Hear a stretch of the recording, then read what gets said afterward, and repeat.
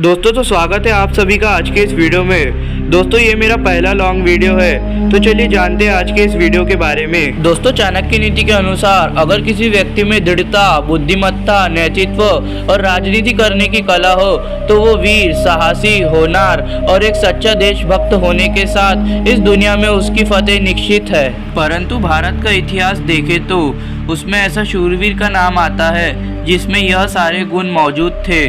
इस वीर पुरुष ने 16 वर्ष की आयु में अपना संघर्ष शुरू कर दिया था। इन्होंने अपने प्रयास से भारत को आर्थिक, सामाजिक और राजनीतिक रूप से मजबूत बनाया, मराठा साम्राज्य की स्थापना की, इंडियन नेवी तथा गोरिल्ला युद्ध शैली का आरंभ किया। इनके जज्बे और राजनीति के आगे महान से महान योद्धा भी घुटने टेक दिया करते। दोस्तों अब तक तो आपने अंदाजा लगा लिया होगा, हम बात कर रहे भारत के वीर सपूत श्री छत्रपति शिवाजी महाराज के बारे में। तो चलिए आज का वीडियो शुरू करते हैं। दोस्तों शिवाजी का जन्म पुणे के शिवनेरी दुर्ग में 19 फरवरी 1630 को हुआ। उस समय उत्तर भारत में मुगल सम्राट शाहजहां का शासन था और टेकन के अहमदनगर में निजाम शाही, बीजापुर में आदिल शाही और गोलकोंडा में कुतुब शाही का राज था। इनके पिता शाहजी भोसले बीजापुर के सेनापति पद पर तैनात थे और वे वहां रहा भी करते थे।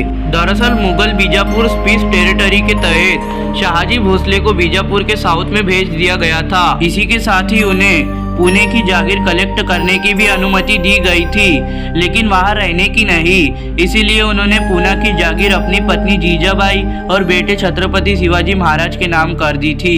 खैर उस वक्त शिवाजी महाराज काफी छोटे थे, इसलिए उनके बिहाफ दादाजी कोंडादेव कलेक्ट करते थे।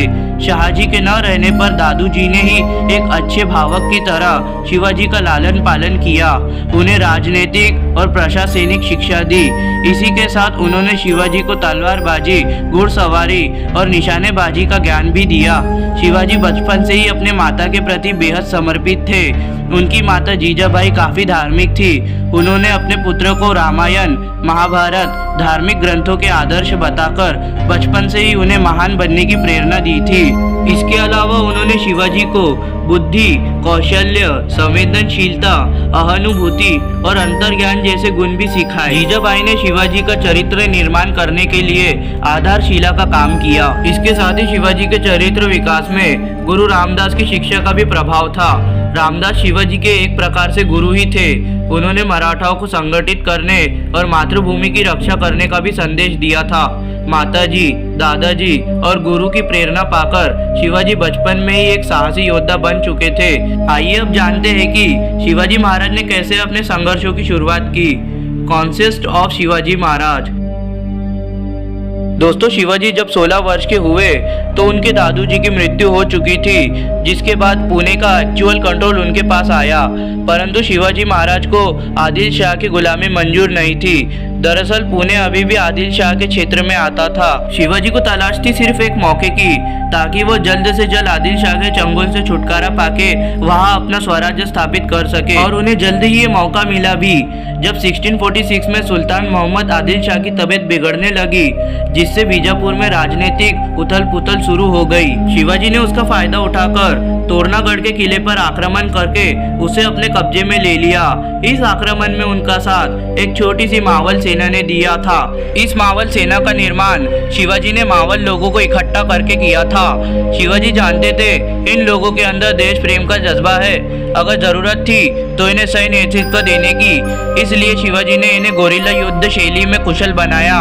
तोरनागढ़ के किले से शिवाजी के हाथों एक बड़ा खजाना भी लगा, जिनकी मदद से उन्होंने पुरंदर, कोंडाना, सुपा, बरमती, इंदरपुर तथा चाकन किले को भी जीत लिया।